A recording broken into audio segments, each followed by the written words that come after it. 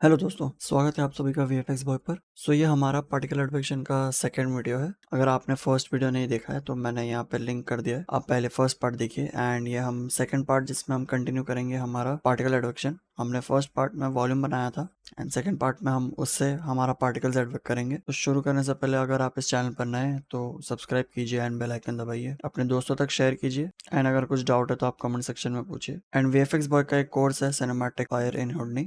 अगर आप इंटरेस्टेड है कि सिनेमैटिक फायर कैसे बनाते हैं एंड जो आप देख रहे हैं बेसिक से लेके फाइनल लुक डेव और कॉम तक, अगर आपको ये बनाना है और सीखना है कि कोर कॉन्सेप्ट्स और बेसिक्स कैसे होते हैं फायर में, आप डेफिनेटली वीएफएक्स बॉय की वेबसाइट पे जाइए एंड इस कोर्स में एनरोल कीजिए क्योंकि ये बेसिक से होने वाला है एंड लाइफ टाइम फ्री है। सारे क्लासेस रिकॉर्डेड है and doubt sessions every week में ट्वाइस होते हैं एंड व्हाट्सएप ग्रुप है आपके हेल्प के लिए। डेफिनेटली आप इजीली इसको कर सकते हैं क्योंकि ये कंप्लीट बेसिक्स बिगनर्स के लिए है।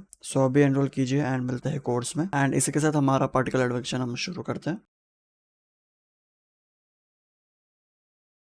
तो हमने फर्स्ट पार्ट में हमारा डॉपनेट यहाँ पर रेडी किया था, इसमें जो हमने स्मोक बनाया था ये मैंने कैश नहीं किया है तो आप कैश कर लीजिए इसको। इसी से यहाँ पे अब दिख नहीं रहा है क्योंकि हमने इंपोर्ट नहीं किया है कुछ भी। तो हमें यहाँ से जो डेटा चाहिए वो सिर्फ चाहिए वेल की, तो मैं यहाँ पे डेटा में सिर्फ वेल लिखूंगा। तो ये हमारा वेल का जो वेलोसिटी का डेटा है वो यहाँ पे हमें दिखेगा।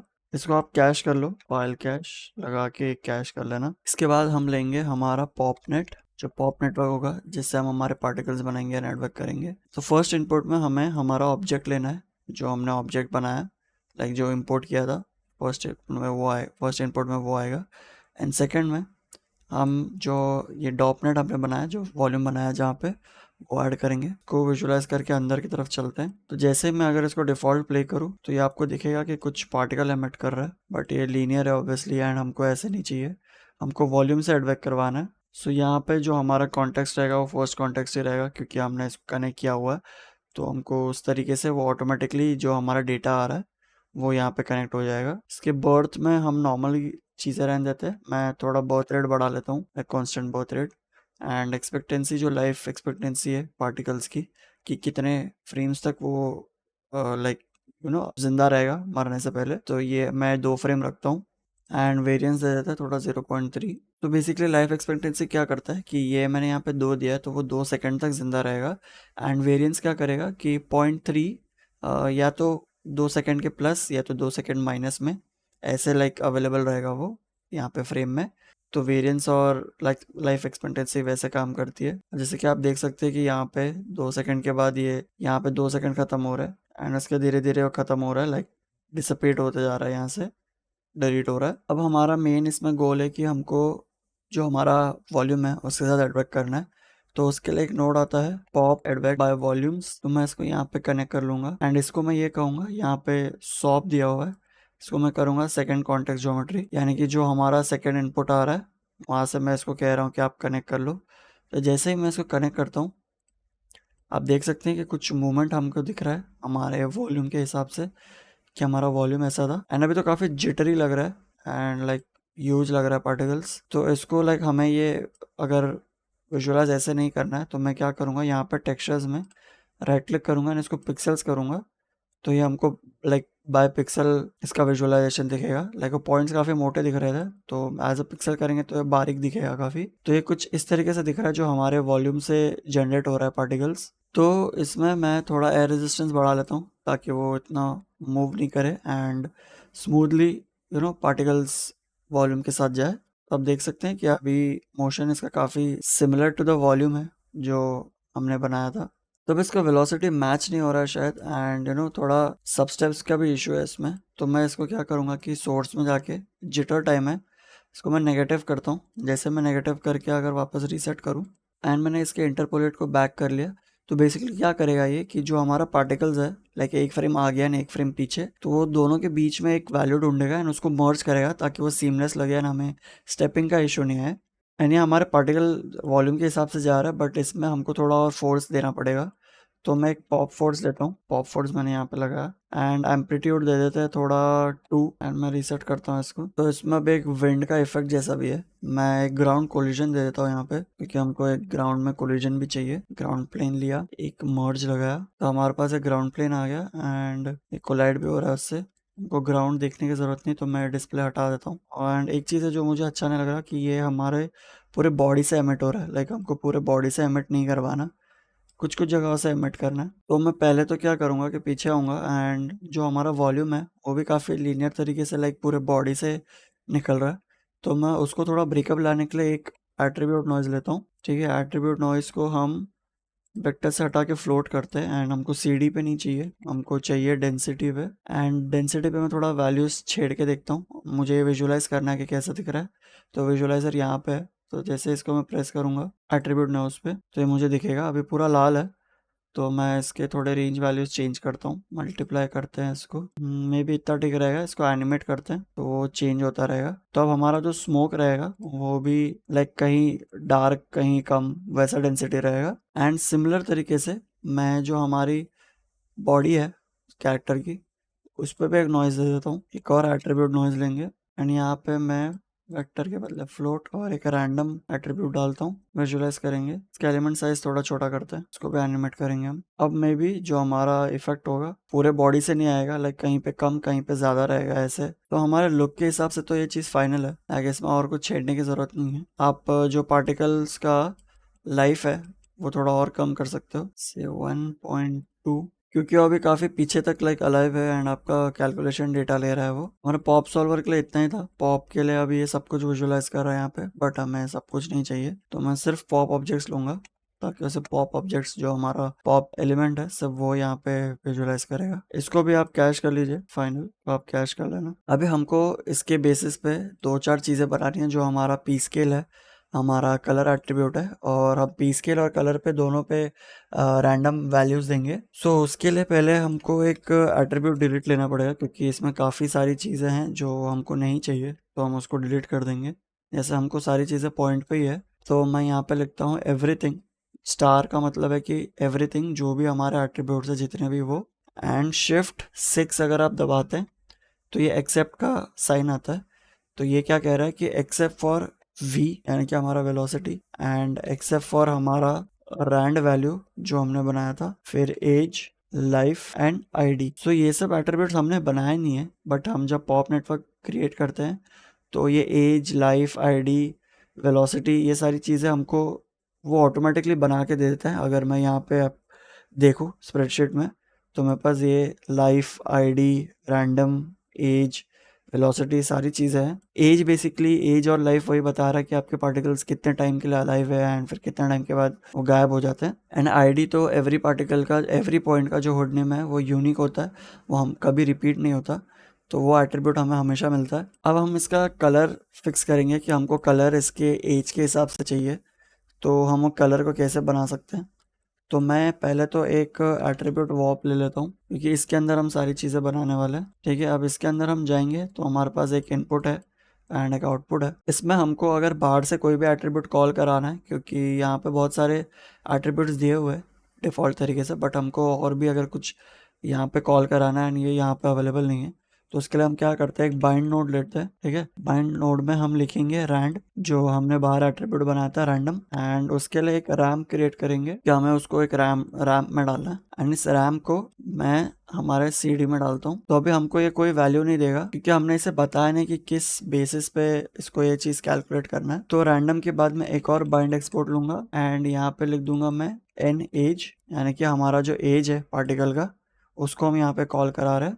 एंड अभी हमको इसका कलर चेंज करना है, तो मैं इसका एक कलर करेक्शन नोड लूंगा यहाँ पे एंड इसको यहाँ पे ऐड करते हैं। एंड ये जो एन एज हमने बनाया है इसको मैं इसके शिफ्ट पे डालता हूँ। अभी अगर मैं एज का वैल्यू देखूँ तो हमको इसको फिट करना पड़ेगा, क्योंकि ये माइनस वैल्यू में भी जा रहा है। ठीक है, 0 to 1 में इसको फिट करना पड़ेगा, तो मैं उसके लिए फिट रेंज लूंगा। एक फिट रेंज यहाँ पे हमने लगा दिया। 0 to 1 हमारा जो मिनिमम सोर्स आ रहा है, सोर्स मिन एंड मैक्स, एंड डेस्टिनेशन हमको कितना चाहिए अभी, सो थोड़ा कम कर दो 0.8। अब ये स्टिल इतना सब कुछ करने के बाद भी हमारा कलर जनरेट नहीं कर रहा है, क्योंकि हमने उसको एग्जैक्ट वैल्यू यहाँ से कनेक्ट नहीं किया है अभी तक, कि हमको किस बेसिस पे वो कलर जनरेट करवाना है, कि एज के बेसिस पे करना है, हमारे वेलोसिटी के बेसिस पे करना है, स्पीड के बेसिस पे करना है। तो मैं हमारा जो वेलोसिटी है उसका एक लेंथ कैलकुलेट कर लूँगा कि वो उसकी स्पीड और लेंथ कितनी है। ठीक है, मैं v से लेंथ कनेक्ट करता हूँ एंड मैं इसको हमारे वैल्यू पे डालता हूँ, जो हमारा वैल्यू है। इसको भी हम फिट करते हैं, क्योंकि वेलोसिटी काफ़ी लंबी हो सकती है रेंज, 0.1 एंड 1.5। तो ये सब करने का जैसे ही मैं बाहर आता हूँ एंड यहाँ पे मैं एक रैंडम कलर देता हूँ, या तो यहाँ पे प्रीसेट्स है जैसे इंफ्रारेड। तो मैं जैसे ये सिलेक्ट करता हूँ, देख सकते हैं कि इसमें कलर आ रहा है लाइक हमारे लेंथ के हिसाब से जो हमने फिट किया था, तो उसके बेसिस पे कलर जनरेट कर रहा है। अभी आपके ऊपर है कि आपको यहाँ पे कलर कैसे चाहिए। मैंने तो यहाँ से प्रीसेट में सिलेक्ट किया था, तो इंफ्रारेड में ये हमको 5 ग्रेडियंट दे देता है एक कलर का। तो ये काफ़ी सुंदर लग रहा है कि जैसे वो जनरेट होता है, बर्थ होती है, तो वो डार्क रहता है लाइक पिंक टाइप का, धीरे धीरे वो फेड होते हुए ग्रीन या सियान ब्लू टाइप बन जाता है। तो ये कलर मुझे तो पसंद आ रहा है कि डिफ़ॉल्ट पे अच्छा लग रहा है ये, तो मैं इसी पे इसको आगे कंटिन्यू करूँगा। अभी मैं अगर इसको एक बार रेंडर करके देखूँ तो ये रेंडर करने पे कुछ ऐसा दिख रहा है, क्योंकि हमने इसका पी स्केल सेट नहीं किया है। पी स्केल यानी कि पार्टिकल स्केल, जो पार्टिकल का स्केल होना चाहिए वो कितना होना चाहिए, कैसा होना चाहिए। तो मैं अगर बाहर से जाऊँ लाइक ज्योमेट्री कॉन्टेक्स्ट में, यहाँ से रेंडर में ज्योमेट्री, अगर मैं यहाँ से इसको कम करता हूँ लाइक 0.05, तो ये यहाँ से भी काम कर जाएगा। आपको अगर ये ऐसे इस तरीके से करना है तो ये ऐसे भी काम करेगा, बट इसमें आपके पास वो ऑप्शन नहीं रहेगा कि आप एक पार्टिकल स्केल का ग्रेडियंट बनाए कि अगर यहाँ पे ज़्यादा है, अब भी बॉर्न हुआ है पार्टिकल्स, तो थोड़ा ज़्यादा मोटा रहे एंड धीरे धीरे जैसे फेड आउट होता है तो थोड़ा थोड़ा पतला होते हुए पार्टिकल गायब हो जाएगा। तो वो ऑप्शन यहाँ से मिलेगा नहीं, यहाँ से बट डिफ़ॉल्ट तरीके से हम लोग कम कर सकते हैं यहाँ पे।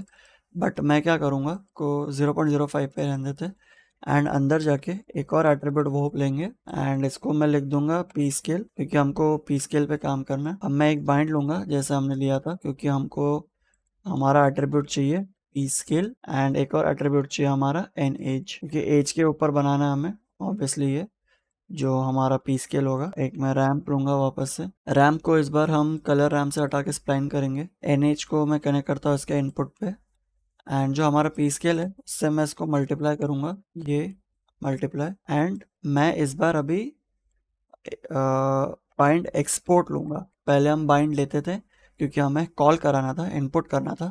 अभी मुझे कुछ एट्रीब्यूट एक्सपोर्ट करना है जिसका नाम है पी स्केल एंड मैं इसको पार्टिकल को लाइक इसके आउटपुट को इससे कनेक्ट कर लूँगा। तो अभी भी अगर मैं इसको रेंडर कर रहा हूँ तो ये पूरा ब्लैंक दिख रहा है, क्योंकि इसकी वैल्यू अभी अगर मैं चेक करूँ पी स्केल की पूरा 0 आ रहा है, क्योंकि यहाँ पे कुछ वैल्यूज़ ही नहीं दिया है हमने, लाइक वो कैलकुलेट नहीं कर पा रहा कि एग्जैक्टली फिट रेंज कहाँ से कहाँ तक होना चाहिए। तो उसके लिए मैं एक एट्रीब्यूट रैंडमाइज लेता हूँ पी स्केल बनाने से पहले। ठीक है, हम पी स्केल के ऊपर इसे कनेक्ट करते हैं एंड यहाँ पे मैं वैल्यू दे दूँगा पी स्केल।